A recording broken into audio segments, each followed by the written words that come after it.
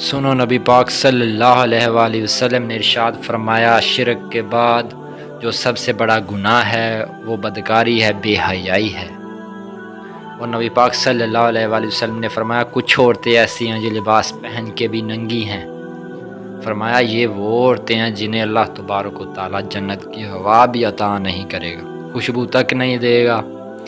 ان کو سمجھائیں، یہ آج کل بڑا عروج ہے شادیوں کا۔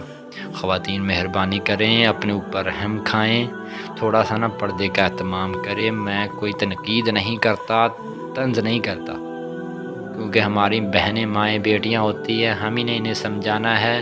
ان کو ذرا سمجھائیں، ان کو یہ بتائیں کہ قیمتی چیزیں جو ہوتی ہیں وہ پردوں میں ہوتی ہیں۔ ہمارے گھر میں 20 تولہ سونا پڑا ہو تو ہم نے کبھی باہر نکل کے نہیں بتایا کہ پڑا ہے، کیونکہ قیمتی ہے نا، پردے میں رکھا ہوا ہے۔ اس کی چابی کا بھی ہم خیال رکھتے ہیں کہ کہیں گم نہ ہو جائے۔